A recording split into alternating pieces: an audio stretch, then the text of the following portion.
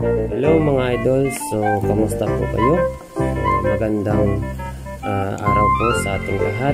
Naway pagpalain po tayo sa buong maghapon at gabayan po tayo kung may kapal, and then ilayo tayo sa mga kapamukan, ilayo tayo sa mga karamdaman. So once again, so meron po akong ipapakita sa inyo.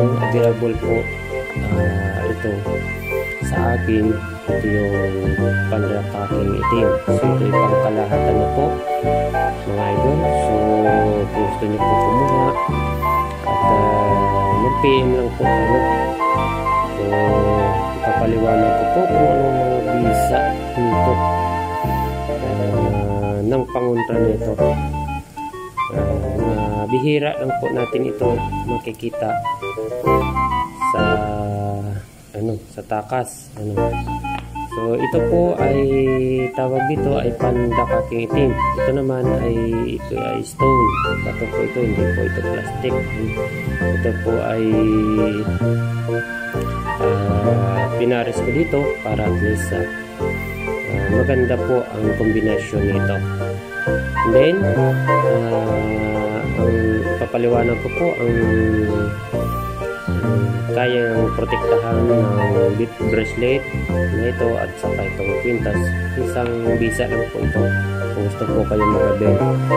And then ito po ay pangkalahatan. So ito ay sa kumbaga pangontra dun sa mga gustong magkulang sa iyo, sa mga inggit, sa mga barang, palipad hangin. So kung mayroon ka nito ay kaya ka nito protektahan sa kahit saan ka pumuntang lugar, sa maingkanto ka. So kung mayroon ka nito, hindi ka kaya saktan o lapitan. At sa aswang, so lalayuan ka nito ang aswang. So mainam po ito sa mga bata. Kung mayroon kayong mga batang sakitin, laging nagkakasakit dahil dun sa mga hindi natin nakikita ng mga kulit, ng mga masamang elemento, kagaya ng windy, makukulit po yun.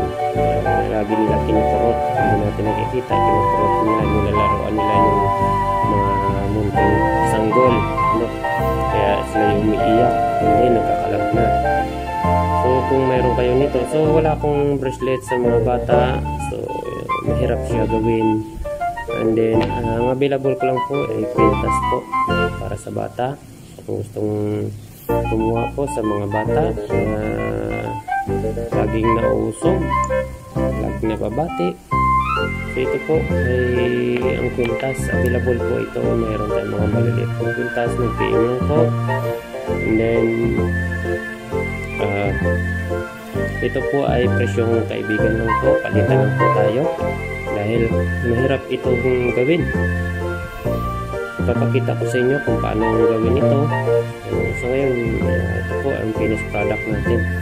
So gumagamit pa po tayo dito ng mga grinder, electric drill, o mga liya. Ito po ang mga gamit natin. Marami siyang materials na bago siya mabuo, marami tayong mga proseso.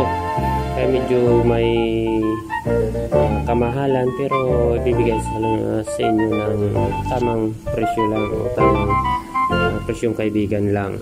Sa mga malalayo po ay free shipping na po yan. So ipapatong ko lang yung presyo nito sa free shipping para at least sa print na po, kumbaga isahan lang, hindi na kayo magbabayad ng shipping, kundi ako na lang ang magbabayad.